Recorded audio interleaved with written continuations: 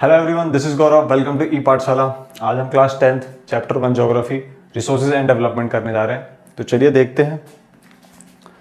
ये हमारा Telegram channel, आप नोट्स के लिए ज्वाइन कर सकते हैं। फ्री ऑफ कॉस्ट आपको नोट्स मिल जाएंगे। ई पाठशाला का इंस्टाग्राम पेज, यहाँ कोई भी क्वेरी हो सर को डीएम करके अपनी क्वेरी सॉल्व कर सकते हैं। चलिए शुरू करते हैं चैप्टर रिसोर्सेज एंड डेवलपमेंट। तो पहले हम रिसोर्सेज जान तो ले कि रिसोर्सेज होता क्या है। डेवलपमेंट तो पता ही सबको, डेवलप करना, ठीक है। रिसोर्सेज क्या है? संसाधन। देखो रिसोर्सेज कोई भी चीज हमारे इन्वायरमेंट में जो भी है, हमारे इन्वायरमेंट आसपास माहौल में प्रेजेंट हो और वो हमारी जरूरतों को फुलफिल करे, हमारी नीड्स फुलफिल करे, वो होते हैं रिसोर्सेज। ये मार्कर मैं इससे लिख रहा हूँ तो मेरी नीड पूरी हो रही है। इस बोर्ड से मैं अपने आपको समझाने की कोशिश कर रहा हूँ तो ये मेरी जरूरत है। आप फोन से देख रहे हो, ये आपकी जरूरत है ना, तो ये नीड्स आपकी पूरी हो रही है, तो ये रिसोर्स है, ठीक है। तो डेफिनेशन में आपको जो सिंपल एक नंबर में क्वेश्चन आ सकता है, आपको सिंपल आप डेफिनेशन में लिख सकते हो, everything is available in environment which can be used to satisfy your needs is called resources, ठीक है। ये तो आपकी डेफिनेशन होगी प्रॉपर। उसमें आप ये भी इंक्लूड कर सकते हो, it should be technological accessible, economical feasible and culturally acceptable. अब ये है क्या? ये तीन। टेक्नोलॉजिकल एक्सेसिबल, कोई भी रिसोर्स के लिए हमें प्रॉपर टेक्नोलॉजी होनी चाहिए ना, कि हम उस रिसोर्स को अवेल कर सके, ले सके, ठीक है, एक्सट्रैक्ट कर सके। तो कुछ टेक्नोलॉजी ऐसी होनी चाहिए कि हम उसको हम एक्सट्रैक्ट कर सके अपनी लाइफ में, मतलब रिसोर्सेज को ले सके। तो टेक्नोलॉजी की एक्सेस होनी चाहिए टेक्नोलॉजी की। और दूसरा तो हमारा इकोनॉमिकल फीजिबल, यानी कि कोई भी हम रिसोर्स को एक्सट्रैक्ट कर रहे हैं, माइन कर रहे हैं, तो उसमें हमें प्रॉफिट होना चाहिए ना। कि अब ये थोड़ी है कि हम कोई भी चीज़, पेट्रोलियम है, पेट्रोल है, उसको हम माइन कर रहे हैं तो उसमें हमारा लॉस जा रहा है। लॉस तो नहीं जाना चाहिए ना, प्रॉफिट ही जाना चाहिए। तो कोई भी चीज़ रिसोर्स हो वो इकोनॉमिकल फीजिबल हो, मतलब प्रॉफिटेबल हो मान लो। और तीसरा है आपका कल्चरली एक्सेप्टेबल, तो यानी कि पूरे कल्चर की, सोसाइटी को उससे बेनिफिट होना चाहिए, ठीक है। यह है आपका culture acceptable. Only then it can be terms, ये तो आपके एग्जांपल आ गए आपके फॉरेस्ट, फॉसिल फ्यूल्स, मिनरल्स, ये आपके रिसोर्सेज एग्जांपल है। बहुत कुछ होता है, सारी चीज रिसोर्स ही है, ठीक है। इस पिक्चर को देखो, डायग्राम को, तो देखो यहाँ पे ह्यूमन बीइंग है, ये इंटरेक्ट कर रहा है टेक्नोलॉजी के साथ और फिजिकल इन्वायरमेंट के साथ, मतलब नेचर के साथ। टेक्नोलॉजी के साथ मिलके नेचर के साथ वो इंटरेक्ट कर रहे हैं दोनों मिलके, और बनाते क्या है, एक प्रॉपर इंस्टीट्यूशन। इससे क्या होता है, इन दोनों ने मिलके एक इंस्टीट्यूशन बनाया। इंस्टीट्यूशन ना इकोनॉमी को बूस्ट करती है, जैसे हमने यहाँ पे बात की ना, इकोनॉमिकल फीजिबल के लिए। तो टेक्नोलॉजी तो जरूरी है ना, माइनिंग करने के लिए भी टेक्नोलॉजी जरूरी है। तो वही है, टेक्नोलॉजी ह्यूमन के साथ, ह्यूमन टेक्नोलॉजी के साथ मिलकर फिजिकल एनवायरनमेंट के साथ इंटरेक्ट करके इंस्टीट्यूशन बनाता है टू बिल्ड इकोनॉमी। देखो चैप्टर मेनली आपका यहीं से शुरू होता है, क्लासिफिकेशन ऑफ रिसोर्सेज। तो पहले हम यहीं से शुरू होता है, आपके रिसोर्सेज को क्लासिफाई किया चार पार्ट में। पहला देखते हैं, on the basis of organ, दिख रहा है ना आपको वैसे, हाँ, on the basis of organ, on the basis of exhaustibility, on the basis of ownership, and the fourth one on the basis of status of development. एक एक करके देखते हैं चारों को क्लासीफाई कैसे किया है। इसके अंदर भी चीजें, on the basis of organ, biotic, abiotic. Simple भाषा में बताता हूँ, कोई अपना कुछ नहीं, simple, living things, non living things, बस लिविंग थिंग, नॉन लिविंग, इतना याद रखना। Biotic resources are obtained from the biosphere, जीवमंडल से जो भी चीजें हमें ऑब्टेन होती है वही होती है बायोटिक, ठीक है। एग्जाम्पल में आ जाएगा living resources, example human being, fisheries and forest etcetera, ये आपके हैं बायोटिक वाले। अभी इमेज के साथ दिखाता हूँ। Abiotic resources include all non living things, example rocks, minerals, water etcetera, ये अबायोटिक है क्योंकि नॉन लिविंग थिंग्स है। ट्री, रैबिट, मशरूम, आपका इंसेक्ट्स, ये सब ये है अबायोटिक, बायोटिक सॉरी, और ये है अबायोटिक, वाटर, विंड, क्लाउड, सन, ये आके आपके अबायोटिक है। तो ये तो सिंपल है, लिविंग नॉन लिविंग थिंग, इसमें ज़्यादा कुछ नहीं है। आ चलते हैं on the basis of exhaustibility. इसमें भी दो हैं, रिन्यूएबल, नॉन रिन्यूएबल। ये टर्म आपने कभी ना कभी सुना ही होगा, रिन्यूएबल, नॉन रिन्यूएबल। तो इसमें देखते हैं रिन्यूएबल रिसोर्सेज क्या होता है। देखो कोई भी चीज़ जैसे हम रिन्यू का मतलब देख लो, रिन्यूएबल यानी कि हम कोई भी चीज़ को दोबारा यूज़ कर रहे हैं, रिन्यूएबल हो मतलब उसको यूज़ कर सकते हैं दोबारा। रिसाइकल, रीयूज, नाम सुने, टर्म आपने सुने होंगे कहीं ना कहीं, रिसाइकल, रीयूज, तो वही है। देखो जैसे कि ये है विंड एनर्जी को हम कन्वर्ट कर रहे हैं इसके थ्रू, विंड मिल के थ्रू इलेक्ट्रिसिटी जनरेट करने के लिए, ठीक है। ये तो पता है ना, देखी होगी मूवीज वगैरह में आपने सबने देखी होगी। तो इससे हम क्या कर रहे हैं, इलेक्ट्रिसिटी जनरेट कर रहे हैं विंड से। तो क्या हुआ है, विंड को हमने दोबारा से यूज करा हमने, ठीक है, तो हमने क्या बनाया, इलेक्ट्रिसिटी। तो इससे दो काम, विंड से क्या हुआ, विंड तो एटमॉस्फेयर में जरूरी है ना सबके लिए, और दूसरा काम क्या हो रहा है, एनर्जी प्रोड्यूस हो रही है, ठीक है। यहाँ पे हाइड्रो पावर है, डैम वाला एग्जांपल ले सकते हो इसमें, सोलर, ये तो पता ही है सबको, सन से इलेक्ट्रिसिटी यहाँ भी प्रोड्यूस हो रही है। देख लो, the resources which can be renewed और reproduce by physical, chemical and mechanical, ये 3 होते हैं, याद रखना, physical, chemical and mechanical process. तो ये मैकेनिकल प्रोसेस ये तो हुआ रहा एग्जाम्पल है, ठीक है। नो एज रिन्यूएबल रिसोर्सेज और वाटर, ये एग्जाम्पल है आपके, water, wild life, forest, solar energy, wind energy, सबके ना एक एग्जाम्पल याद करके रखना, ठीक है।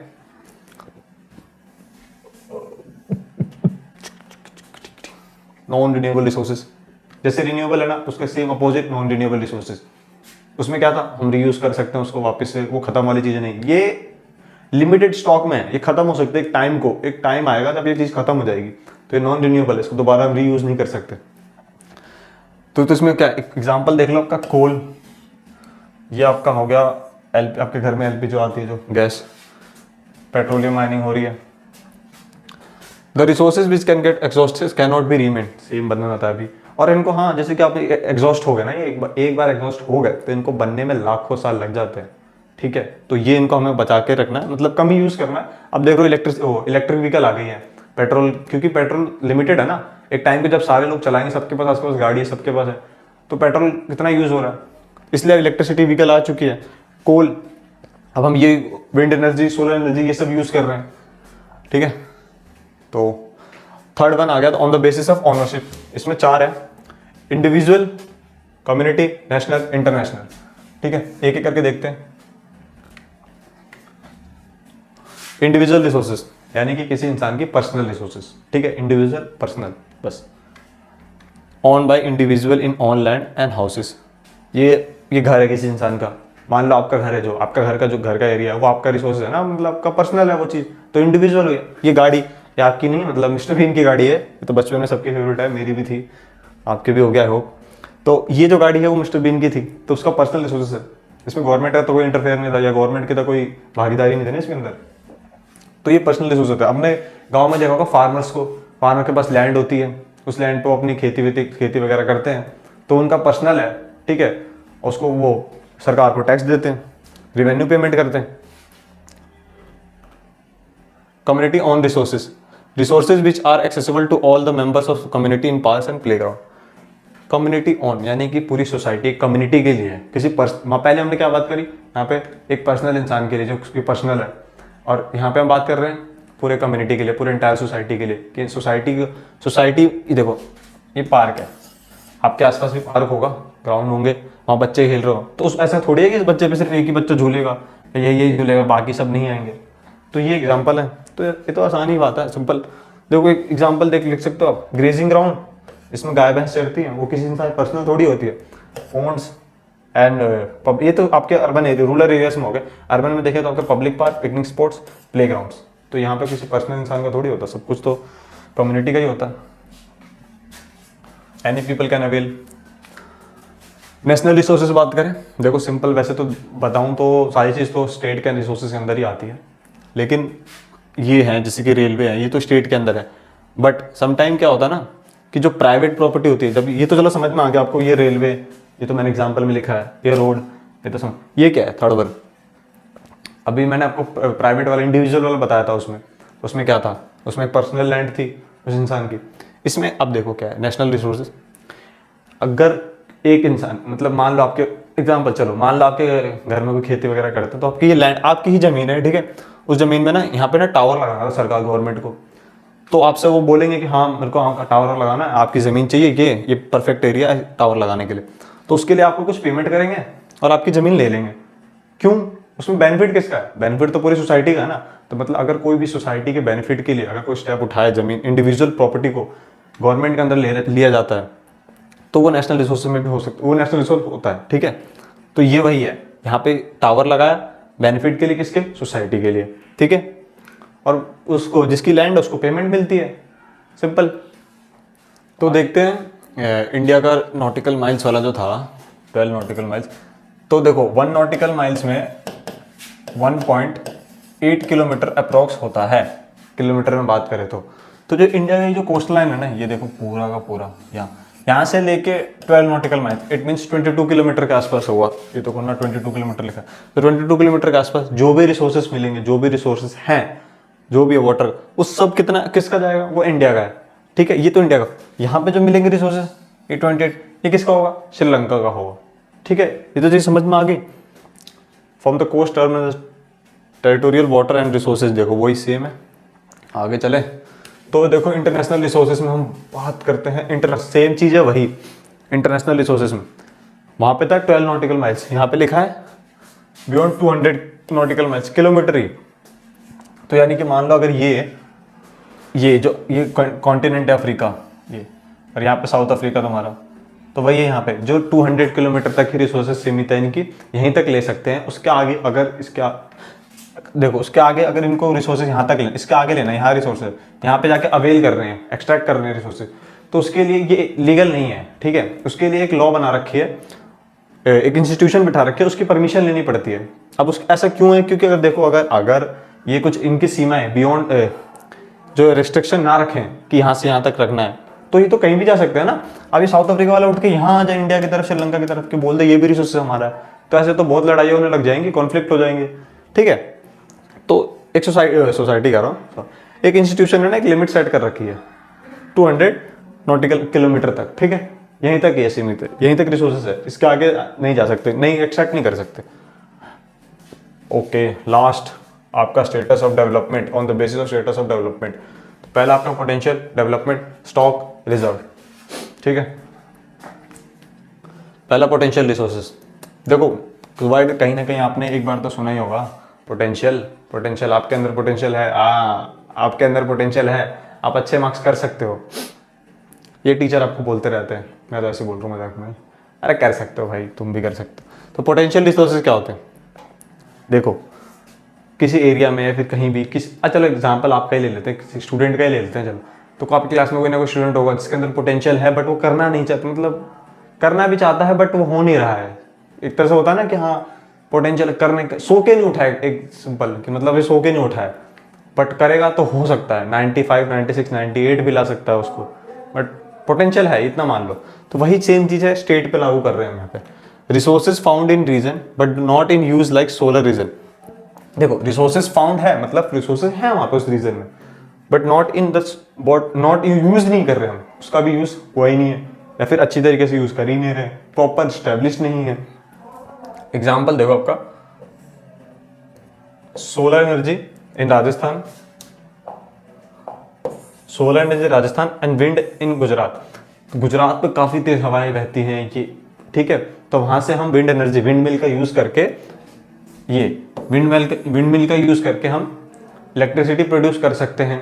ठीक है, और ये राजस्थान का एग्जांपल है ये वाला। ठीक है, वहां पे धूप कितनी है, राजस्थान में सबको पता कितनी सारी धूप है, वहां से हम उसका यूज करके सोलर पैनल लगा दे तो हम वहां पे यूज करके उसका फायदा, बट ये स्टैब्लिश ही नहीं कर अच्छे तरीके से। तो ये आपके पोटेंशियल, मतलब क्षमता है, रिसोर्सेस हैं, बट पोटेंशियल नहीं है उतनी, वो पोटेंशियल टेक्नोलॉजी नहीं है उतनी खास, मतलब यूज भी नहीं कर रहे उतना, तो ये आ गया आपका पोटेंशियल रिसोर्सेज।